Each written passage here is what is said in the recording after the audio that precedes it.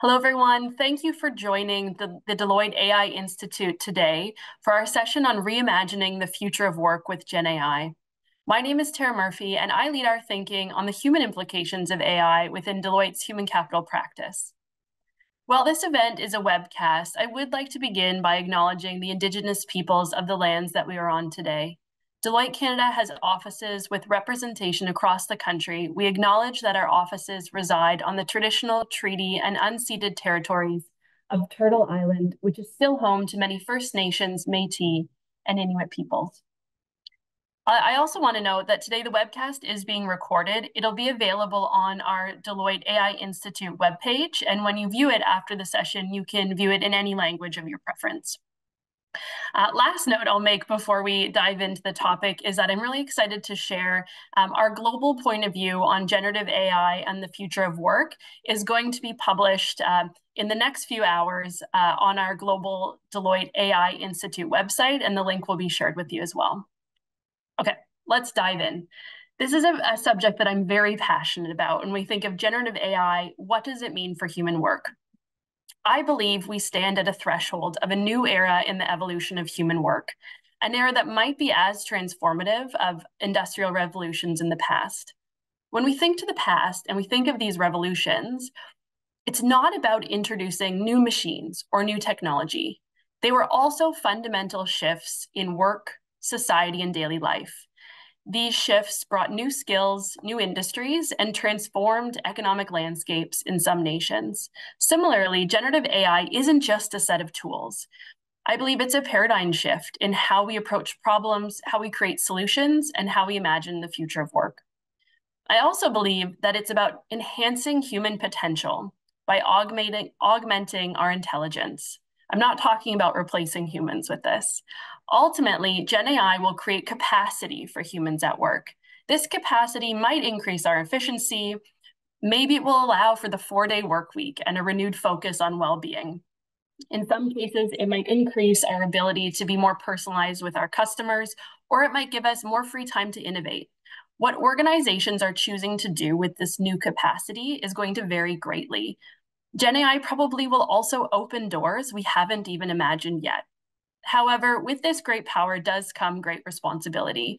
Embracing generative AI doesn't mean ignoring the potential for some human jobs to be replaced.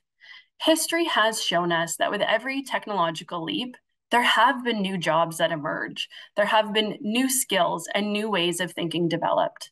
The key to finding opportunity in this disruption is to anticipate the changes to human work and prepare for them ethically and responsibly. That's a lot of the time that myself and my colleagues spend thinking about this topic and how to help organizations think about different ways we can elevate humans with this great new technology. The preparation for disruption also involves being adaptable, rethinking what learning means, redefining our relationship with technology. I think understanding the future of work shouldn't be AI versus humans, it's AI with humans. And so I do believe the future of work can be a bright one, but it requires vision, leadership, and a commitment to navigate this transformation thoughtfully and responsibly. I could talk all day on this topic, but I'd like to now hand it over to Audrey Ancione, our AI Institute leader, who's going to ask you a few polling questions and then introduce our panelists. Fantastic. Thanks, Sarah, for sharing your thoughts. And yes, definitely looking to your piece of thought leadership on the topic. So before I introduce to you our panelists, we'd love to ask you 2 key questions. We'd love to understand how you believe GenAI will impact your workforce. So our first question for you today is an agreement question. We'd love to understand to what extent you agree that working with AI technologies will enhance the performance and job satisfaction of your workforce. Tell us if you agree or disagree with this question, and to what extent. We'll open the poll. Atif, for me, the poll looks closed, so maybe you can reopen it. It's working. Oh, fantastic. We're going to give you a few more seconds. We'll see your response, and then we'll move to our second polling question.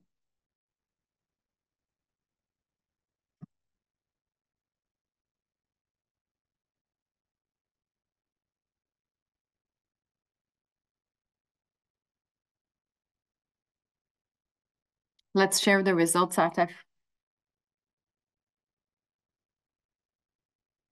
All right, more people agreeing than disagreeing.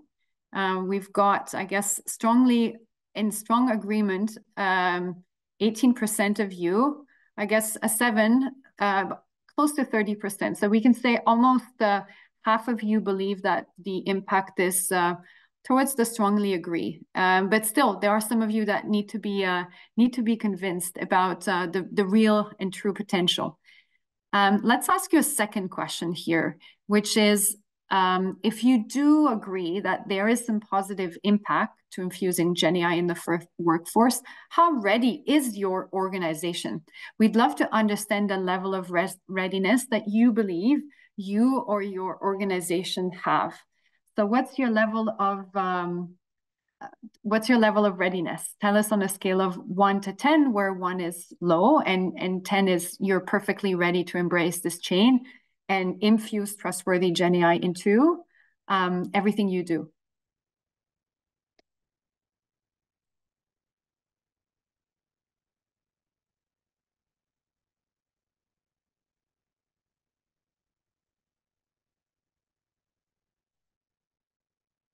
All right, perhaps we can see the results. This is more mixed, right? This is more mixed. Yes, we do have a majority that are in the middle, 25%, but it's all over the place, from being very ready with almost 19% of you to, not being ready at all with 1s and 2s. And the results from our human capital survey earlier this year are that less than 22% of organizations say they're ready to infuse. On the opposite end, most organizations do agree. Actually, 82% of our respondents, they recognize that employees truly believe AI technologies will enhance their job performance and job satisfaction. So there's clearly a dichotomy between desirability of technology and helping us take away redundant tasks, help with our performance and our wellness, and then the actual organization's ability to redesign the work, the tasks, the roles, to be able to effectively do that. So today we're going to talk about this dichotomy with our panelists and to try to understand what are both enablers and challenges to infusing generative AI in the workforce. I am so pleased to introduce our panelists to you today. I want to start with Pamela O'Kimmett. Pam, she is the Chief Human Resource Officer, CHRO, of Manulife Financial Corporation. Pam is responsible for overseeing the company's global human resources and communications function. Prior to joining Manulife as the CHRO in October 2018, Pam previously served as the CHRO of Cardinal Health, Coca-Cola Enterprises, the Bear Stearns Companies, and Lucent Technologies. She also held a range of strategic HR roles at Citigroup and General Motors. As an active member of the human resources industry, Pam serves as chair of the HR Policy Association. She also serves on the boards for the Center for Advanced Human Resources Studies at Cornell University, the Center for Executive Succession at the University of South Carolina, and the National Academy of Human Resources. Pam, we thank you for your presence today. Our next panelist is Dalia Kendick. Dalia is the head of digital HR for Thomson Reuters. She leads the HR digital team focused on technology solutions to simplify, automate, and enable Thomson Reuters as a leader in digital employee experience. Dalia has over 18 years of experience as an accomplished strategic partner focused on delivering digital HR technology solutions, process efficiency, and an optimized employee experience with agile HR solutions that can adapt and respond to the needs of the business workforce. Dalia has a strong passion for data-driven insights, service delivery, and automated advanced technology experiences in the digital workplace. Dalia, welcome to our panel. Last but not least, Zabine Hirji. Zabine is an executive advisor at Deloitte Canada. She is the former CHRO and former group executive at RBC. She is a prominent advocate and spokesperson for diversity and inclusion in Canadian businesses. And she has received numerous awards for championing the advancement of women and minorities. Zabine was listed on the 2001 edition of Who's Who in Canadian Business and the 2029 edition of Canadian Who's Who. In 2017, she received the Ivey Business School Lifetime Achievement Award in HR industry. In 2011 and 2014, she was named one of the top 25 women of influence by the Women of Influence organization, and she was included into that organization's Canada's Most Powerful Women, Top 100 Hall of Fame in 2012. Sabine, we are delighted to have you with us today. All right. Let me now start by sharing with our audience the questions that we'll go through today. I will share those questions in advance so that you can proactively think about the questions you have for our audience. In about half an hour, we'll open it up to your questions. So I'm going to ask our three panelists here about three themes mostly. The influence of generative AI on jobs, roles, and the workforce culture. Secondly, we'll start thinking about how to successfully integrate GenAI to drive business value and what that looks like, as well as what needs to be true for that to happen. And then we'll time travel. We'll travel to 2028, and I'll be asking our panelists to describe the workforce in 2028. What does it look like to work in this environment? All right, let's start with theme one, and with you, Pam, if you don't mind. I mean, Manulife has over 40,000 employees, serving over 34 million customers around the globe. When you think about the workforce at Manulife, how do you see GenAI impacting the workforce? Some view GenAI as a paradigm shift, another way of thinking completely. Others view it more as a tool that can incrementally increase productivity, just like many other tools before. Pam, what's your perspective on GenAI and its impact on the workforce? Well, first off, thank you so much. Apologies for me being slightly tardy. You know how that goes. I wish I had like a GenAI clone, so I could have left that person in the meeting that I was tardy in and joined. But I'm really pleased to have the chance to participate in today's discussion because it's such an important topic. And I suspect with the speed at which it's evolved in just this year alone, it's going to continue to be one that we'll want to have a lot of dialogue about and to share practices and thinking with each other. I would tell you a couple things. When coming out of Davos, my CEO was pretty jazzed about generative AI specifically, and really wanting to challenge us, as our board was. And I think it's important to recognize that we were getting a pull from sort of both levels. And so we put a squad together of individuals, and we really tried to unconstrain our thinking about what we would do with it. And so, yes, for sure, we're going to look at it as a productivity enhancement tool. We are not preordaining how it could replace work, but we are open to all portfolio of things. And so currently we have a number of pilots and experiments underway so that we can really study and learn as we go and understand what are some of the things that we need to watch out for. For example, as simple as the Microsoft Copilot, we have a number of colleagues that are piloting it across the organization at different levels, different role types, different geographies.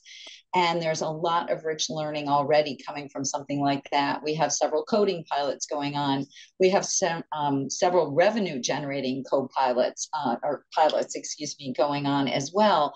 So we're trying to look at it from a number of angles. And I would say that from our view, we do believe it's going to have a big influence on our organization, on jobs and roles. But I'm most keenly worried about its implications for our culture.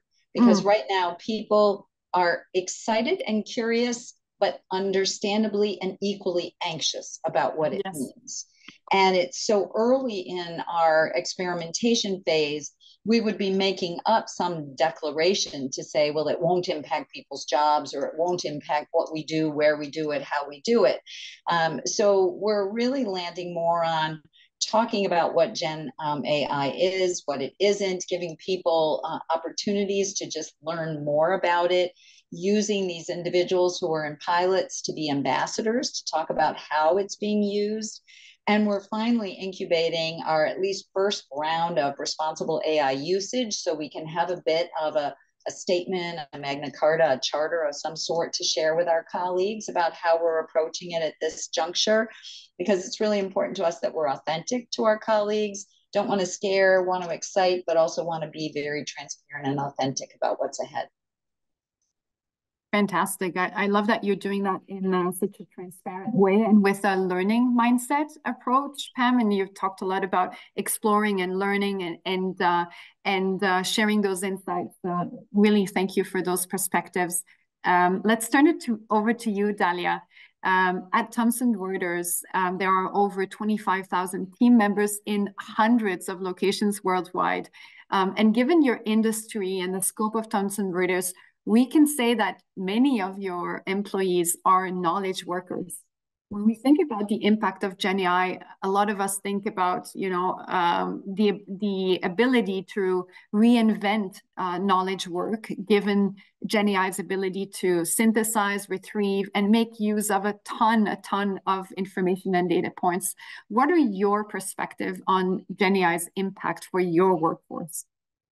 Yeah, well, thank you, Audrey, and hi, everyone, and thanks for having me as part of the panel today. And I can't echo what Pam just shared, right? I think Thomson Reuters is on a very similar journey of exploration, experimentation, and just, the art of kind of the curiosity that goes along with that. Yes. It's still very much early days, but, lots of exciting things that are happening. And at Thomson Reuters, AI is not new to us. There has been many examples of AI embedded into our internal and external products.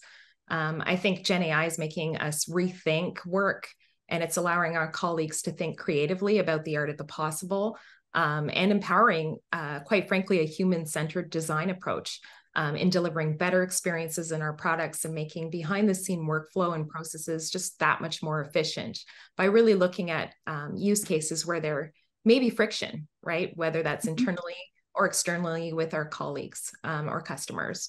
If we can automate and simplify those tasks, this gives us much more time to be customer facing and do less of that back-end work. So those things that I'm talking about are the repetitive and routine tasks that many of us experience day to day that take us away from that value add and that more exciting work that I think everybody wants to get to. There's so much. And as you can see, end of the year, I mean, time is just flying. It's never on our side. So there's really a mix of excitement and exploration into the art of the possible. And it's important for us to get people involved in that. So at Thomson Reuters, doing a lot of training, doing a lot of education, understanding how best to use AI and not boiling the ocean, but rather picking use cases that make the most sense, experimenting with them, learning from each other. And continuing to scale. So we've kicked off several initiatives with cross-collaboration teams, thinking through how best AI can augment work. And this exploration is helping us shape and prioritize where we think AI can be most effective in augmenting our work. So a very exciting time for our workforce for sure. Love it. And Dalia, could you give us maybe one or two examples of prioritized use cases? Yeah, I think, internally, like Pam shared, I mean, we're also a Microsoft customer. So we've gotten early design and early partnering with Microsoft Copilot. GitHub is another Copilot that we're exploring with our product engineers.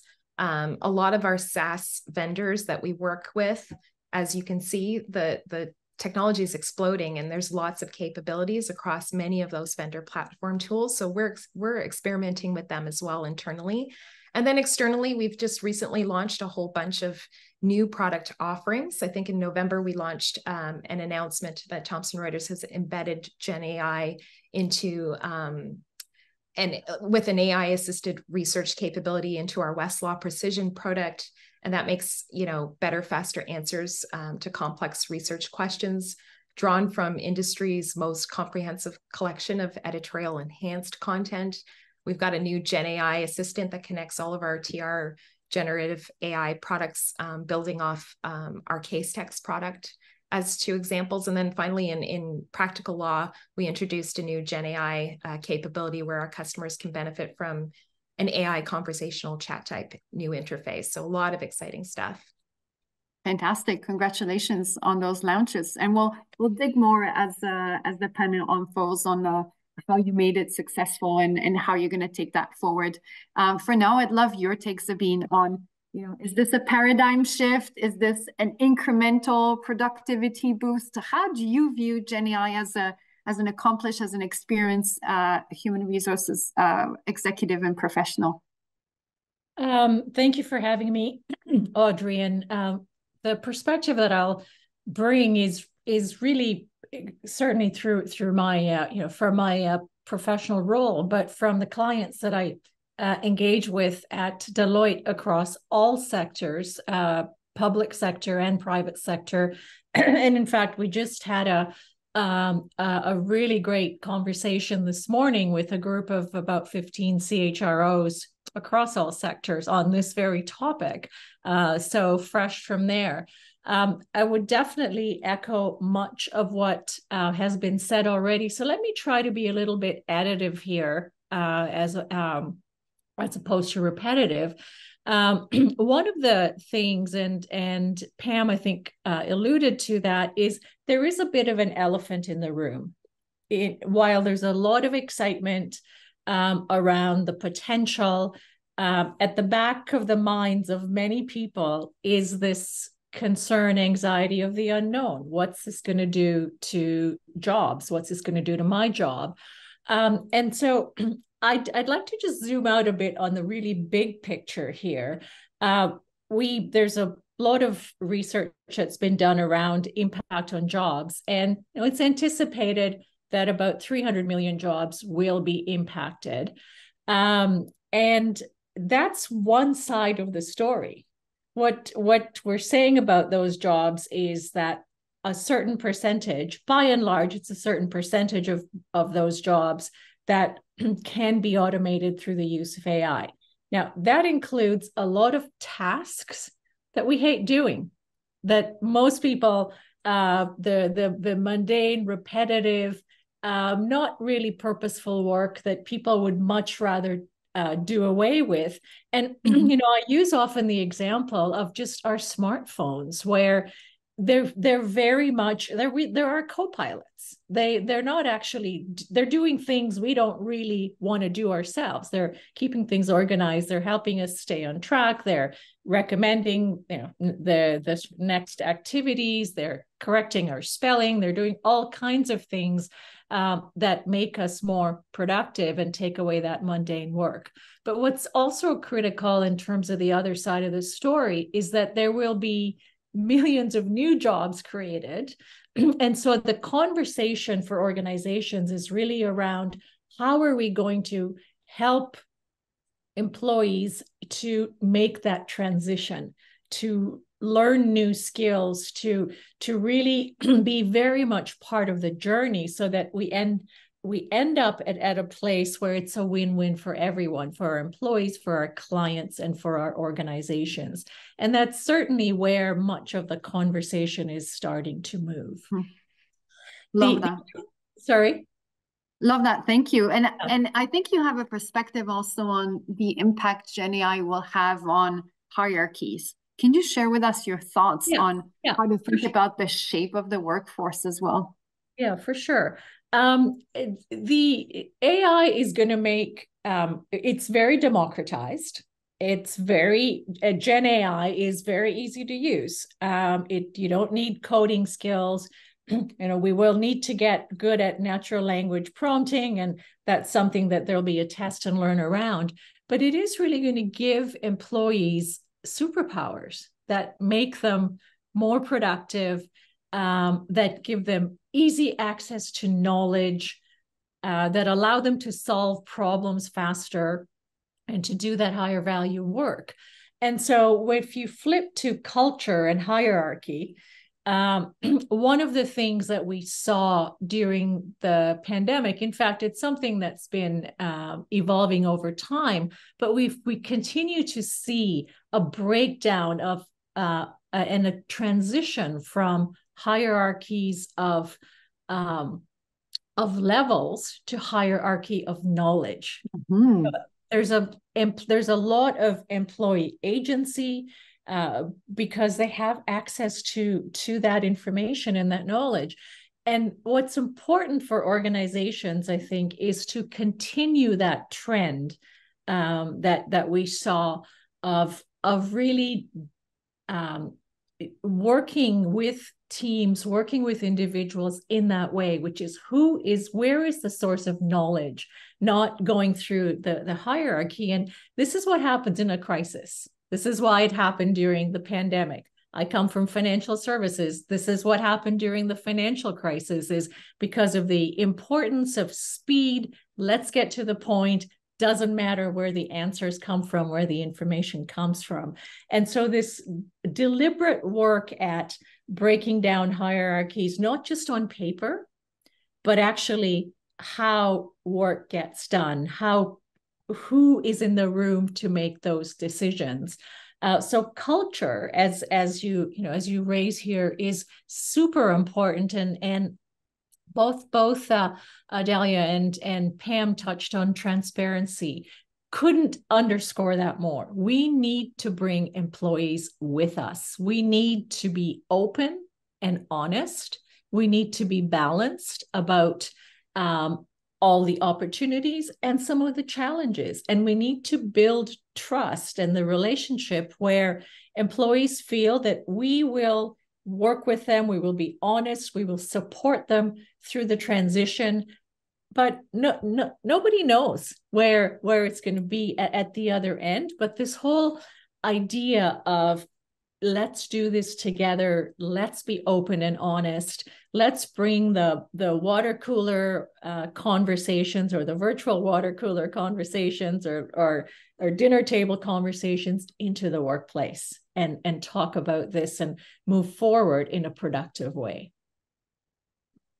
Perfect. Sounds good. Sabine, Pam, Dalia, I'm taking away the need to bring transparency, to educate our workforce, do this in a collaborative fashion, and also use some more traditional techniques, like using ambassadors, people who participate in a pilot and then become our ambassadors. So there's a mix of new and old techniques that we can apply here to make this a success. I'd love now to focus on how to drive business value, and would love to double click with the three of you in actual applications. So Pam, I'm wondering if you could share with our audience, you touched at a high level on some, co-pilots that are happening across the globe. I wonder if you could share maybe some that relate more to the world of HR, or to the world of hiring, managing, and retaining talent. Are there some use cases that you're thinking or that you've already implemented in the world of HR? Yes, actually. And it's been kind of fun because oftentimes, as you know, with new technologies, we apply them in the rest of the business and we don't get the opportunity to leverage them sometimes for ourselves. But Sabine said it well, this is very democratized. And so it's already, I think, proving to be quite helpful. In some of the obvious areas, we are looking at it in hiring, really prompting hiring managers as well as their own direct team, but especially hiring managers with interview guides, questions to frame based on the role or this particular spec that the person is trying to fill. So we're doing some early prep work there. In the offer discussions, we have a lot of different information being in a regulated space, and there's the opportunity for us to help assimilate all the different sets of information that we need about a candidate in order to expedite that both background check and other types of approval processes that we need to go through. Again, it sounds a little mundane, but that takes a lot of work away for the recruiter or the recruiter's assistant, so that the recruiter can be meeting more talent, talking to more people, really adding that higher order value of judgment and their expertise. In a more boring area, we sit atop a lot of information, and I also have communications responsibility.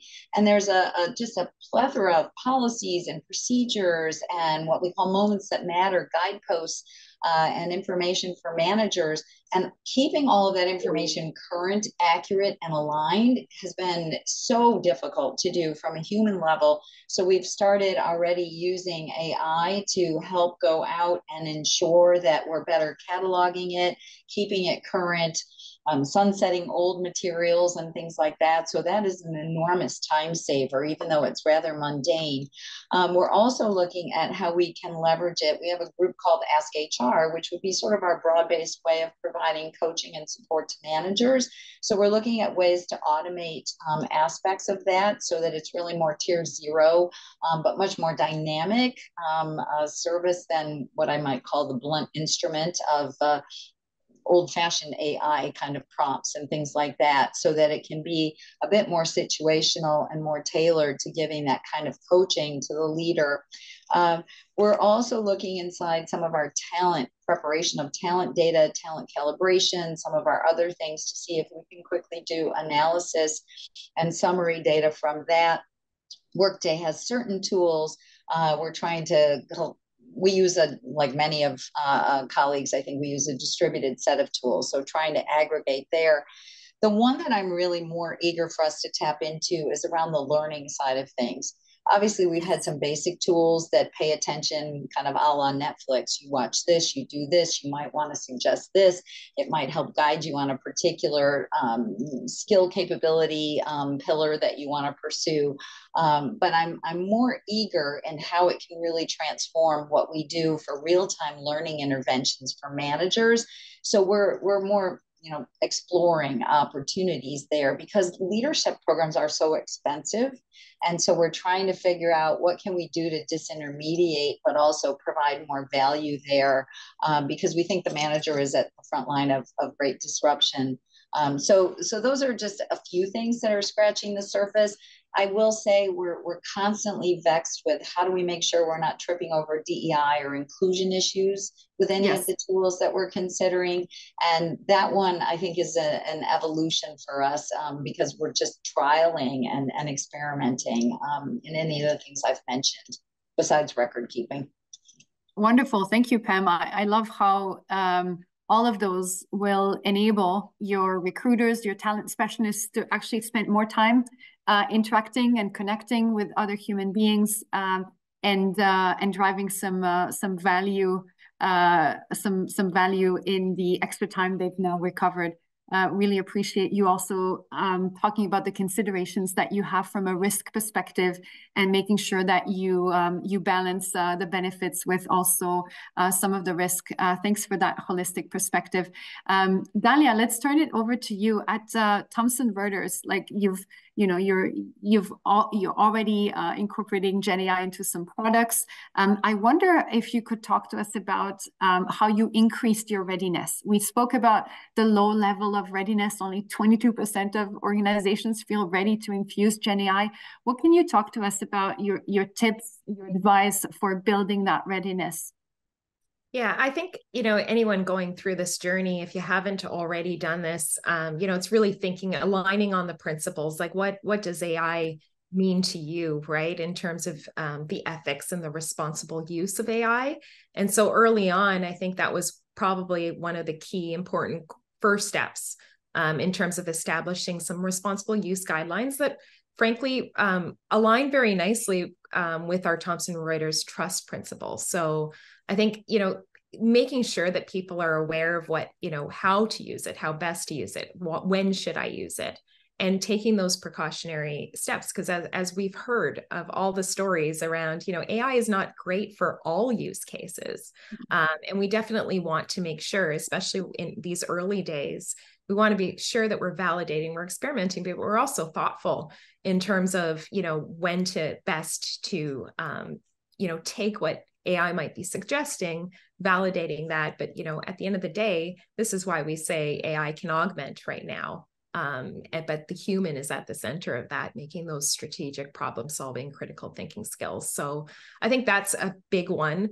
Then we've all talked about sharing and educating, right? So, as I reflect back on 2023, we've done a lot of experimentation. We've allowed employees to embrace tools, getting early adoption into just using those tools and sharing those stories. We've done some hackathons, some challenges internally, to get people thinking about use cases.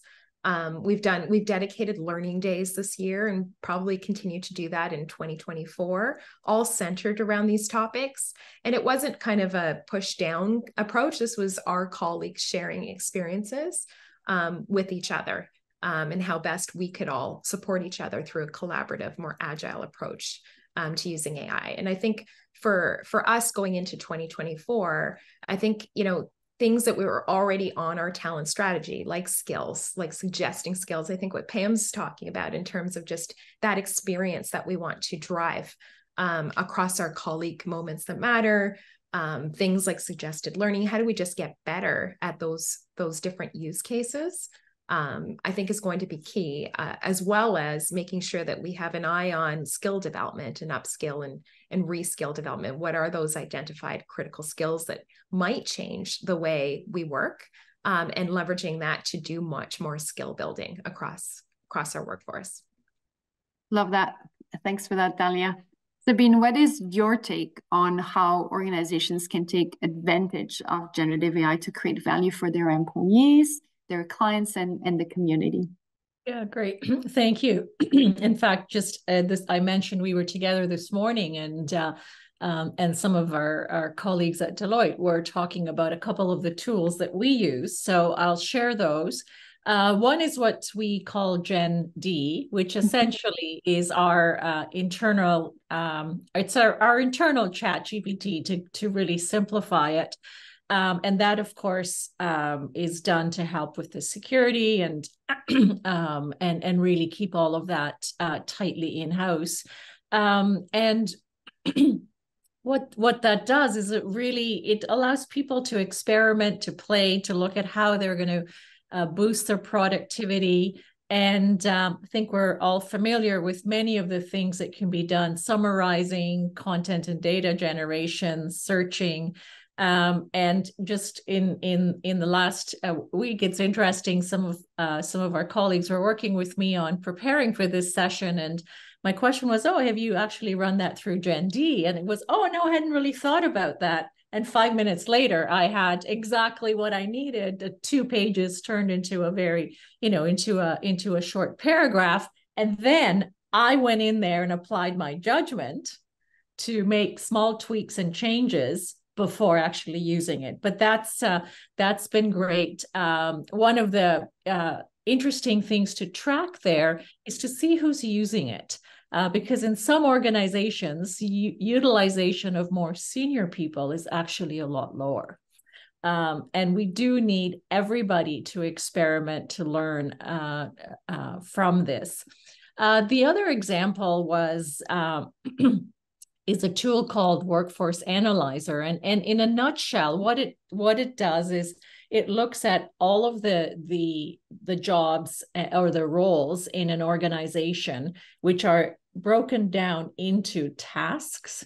And through, and I'm not going to cover it in all of the detail, but essentially through using that task-based data, what it does is it gives you the output that it provides you through the prompts that you put in is to, at an enterprise level, to be able to see what is the impact going to be? What percentage of jobs will be impacted by Gen AI, and how much, or what is the range of the job that's going to be impacted? So just hypothetical numbers, it might say 70% of jobs are going to be impacted, and of those, 50% are going to be impacted, 20% to 30%, and the other 50 is 30 to 50%. And what that allows is, first of all, an enterprise picture, and it's a directional. It's not precise, but it's good direction. And then what are the skills that we're going to need to build, to upskill, so that people can transition to other kind of work. So it makes it much more data-based. Mm-hmm.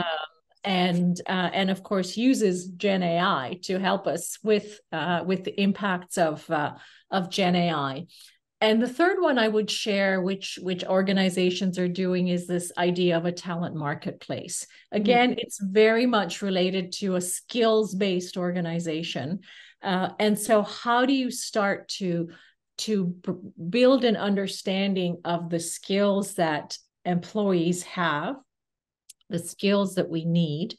And through that talent marketplace, there's, of course, the opportunities for internal talent mobility by matching the skills, but also to be able to, because we're talking about task-based activities as well, to allow, make it easier for people to get to participate on a project or to do certain kind of work if they're interested in building certain skills.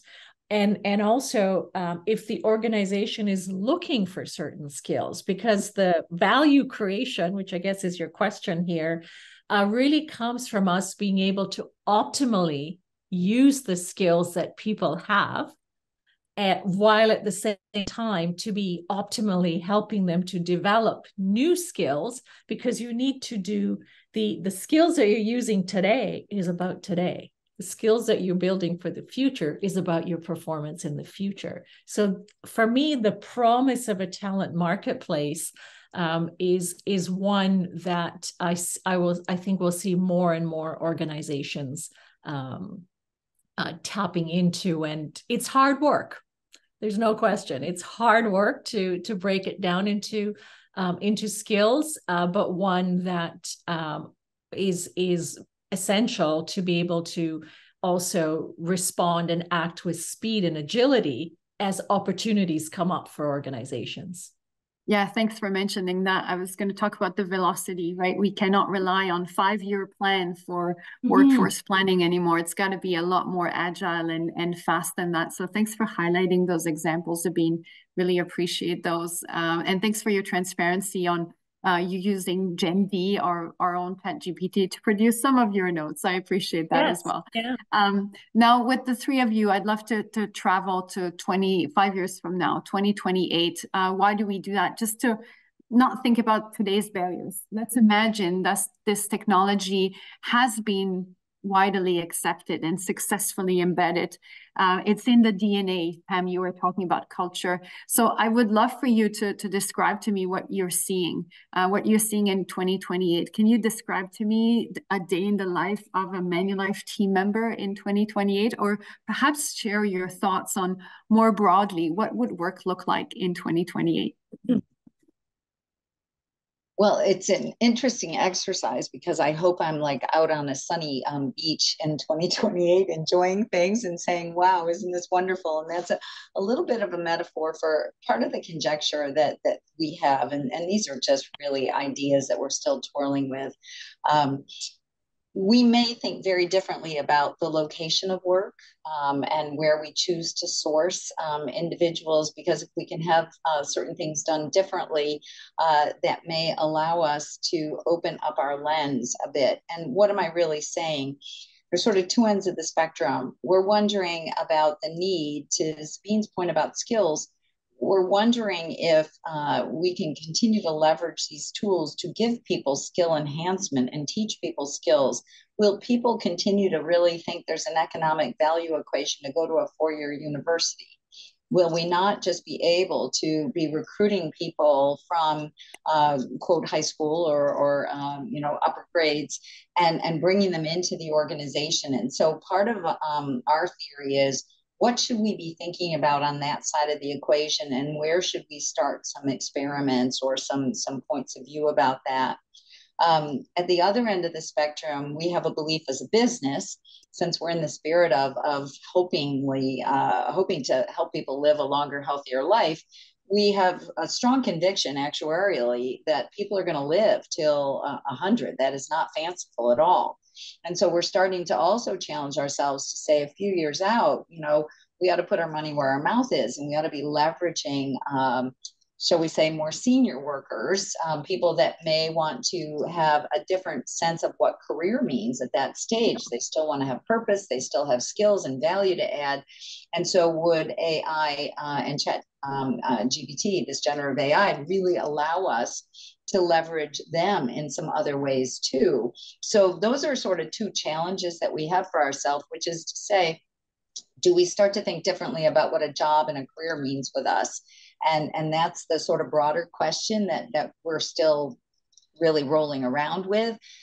Gig workers were super popular to talk about 5, 6, 7, 8 years ago, and that never really came to the fruition everybody predicted it would. We're wondering now, to pull on the skills thread that Sabine set up, are we going to think differently about that? And in that broader marketplace, have a portfolio of people that we know and have relationships with and have verified skills, and draw upon them as we have certain needs for things, as opposed to, so do we need an ongoing marketing team of the full scope we have today? Would we draw upon people to do certain things? Same for communications, same for even some of our underwriting. So there's a range of ways that we might think differently about things. So I know that's not a specific answer of what life is like sitting here and being a Manulifer in 2028, but those are some of the things that we're challenging ourselves. One final footnote, and this is my own personal fear, the radical transparency that these tools provide in terms of documenting everything that we say, every keystroke that we've done, really capturing a lot of our thoughts as we manifest them in conversation or in written word, is wonderful.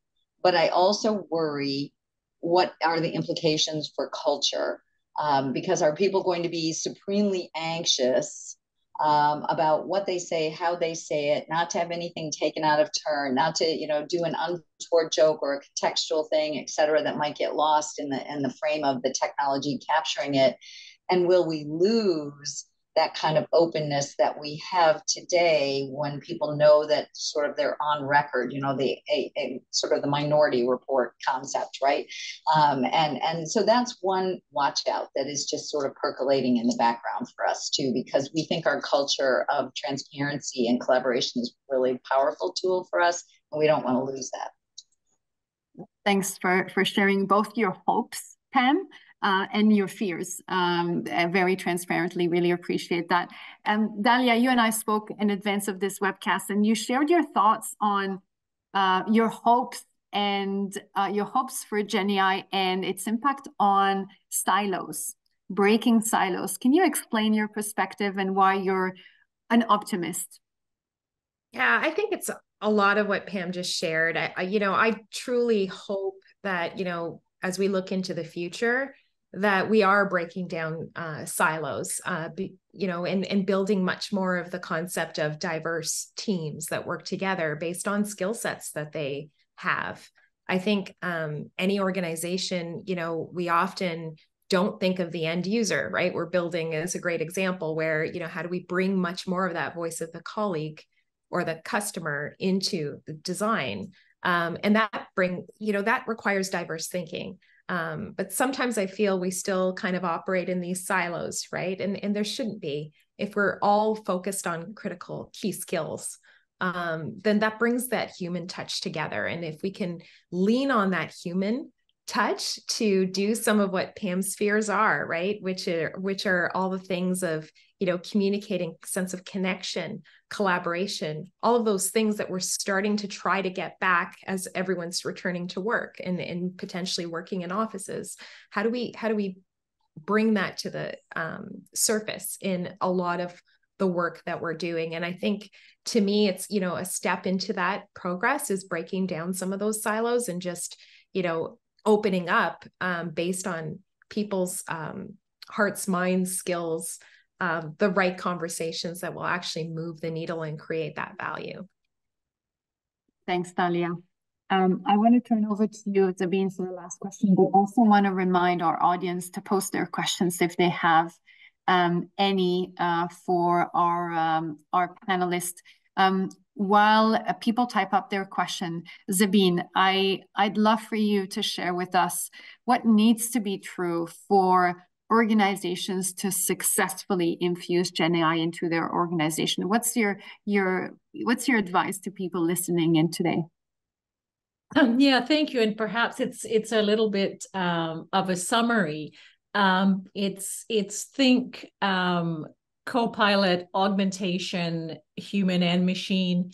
Not just transparency, but engaging employees, learning together, failing together, sharing. Dalia talked about how they've really built in not just the experimentation, but the sharing. And let's build a culture where people are excited and feel responsible to be building that knowledge. One of my hopes is that some of the time savings that's achieved is actually shared with employees, with workers, and in the area of the number of hours that people work. We know that that many people work much longer than their official number of hours. We've looked at automation for decades as a holy grail to some extent to help with that, and haven't quite got there. But is this our chance to to be able to do that with shorter work weeks, with different kind of flexibility, with just ways that allows more time and well-being focus for individuals. Human skills, absolutely essential. We touched on them throughout.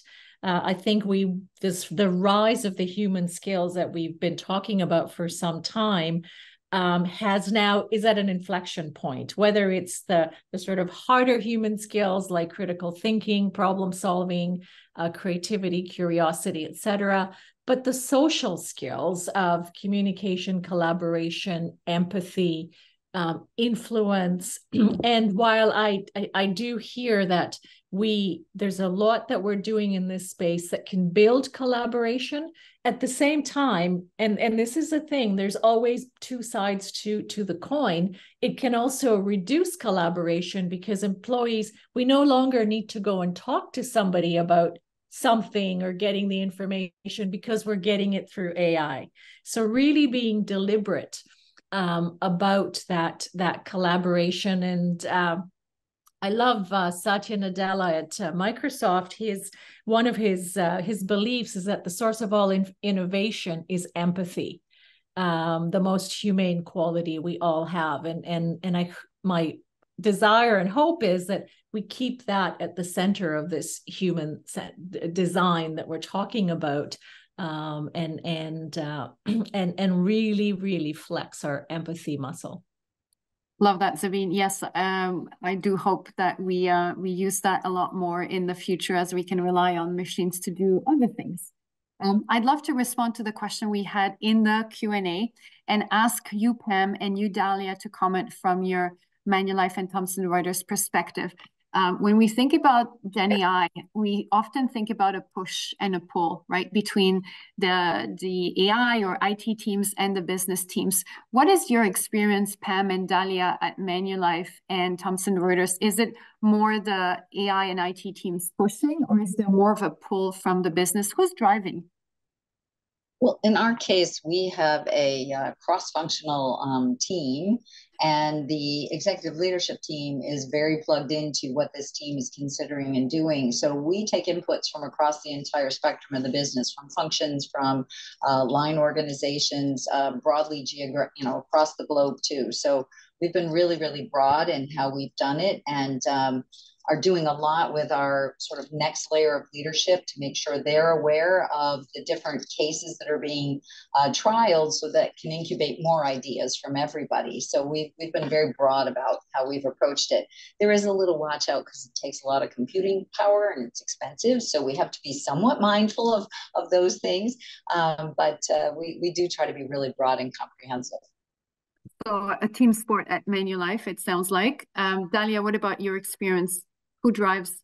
Yeah, I would say it's very similar. It's, you know, it's a cross collaboration team. I don't think there's a much more a weigh in against who's pulling or who's pushing. I think there's a nice balance, right? So when it comes to kind of all the things that you would think about in terms of ethics and responsibility, obviously that's more of a push, just aligned to our overall security and principles and all of those things. But you know, the pull is really coming from the business. Like you know, it's our colleagues and our business leaders that are embracing kind of the art of the possible to really think of those use cases and using that, quite frankly, as a lever to prioritize, right? What are the biggest gains that we can use from this, and then using that as an opportunity to rebuild, you know, planning. So I think it's a healthy mix across. Fantastic. So true collaboration. There's one more question from the same audience member. Do you see jobs breaking down into skills and people coming to an organization that may work across different departments rather than one department? So the focus of this webcast was not on the skills-based organization, although it's a great idea. But how do you see your respective organizations, I guess, moving to a skills-based organization? Can we have your thoughts there? Pam, do you want to start? Sure.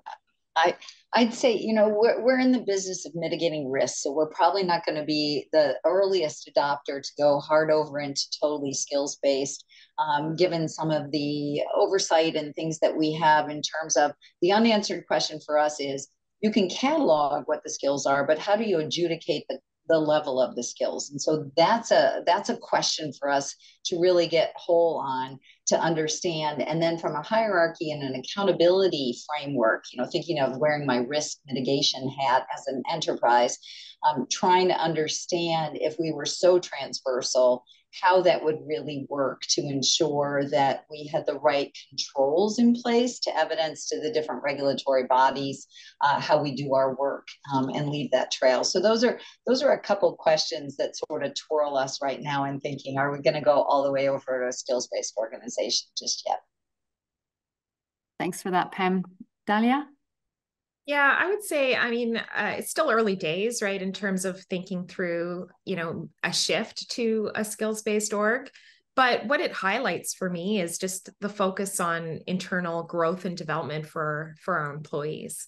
You know, and we already kind of do this today. Like there's tons of projects, there's tons of opportunities across different business functions.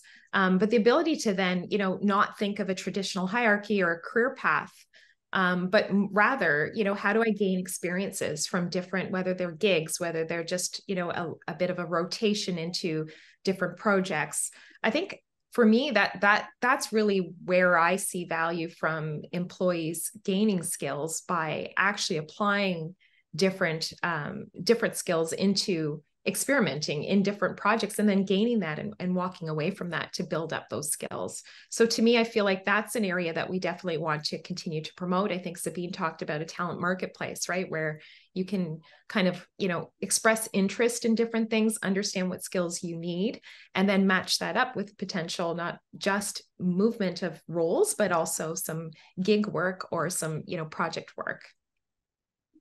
Fantastic. Dalia, Sabine, thank you so much for being with us today, sharing your thoughts on the impact of generative AI on the workforce, traveling with me through time, trying to envision where we might be 5 years from now, how we might work, how we might interact, and also the pitfalls to avoid, right? Where we don't want to go. I appreciate your candor and reflections.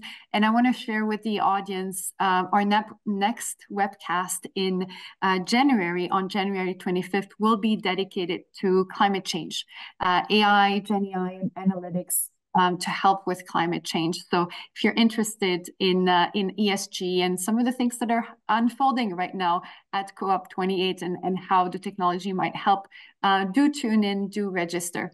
Again, a big thank you to the three of you, Pam, Dalia, Sabine, and Tara, for kicking us off on this very important topic. And I'm sure we will continue exchanging ideas on the topic. Have a wonderful afternoon. Thank you for tuning in.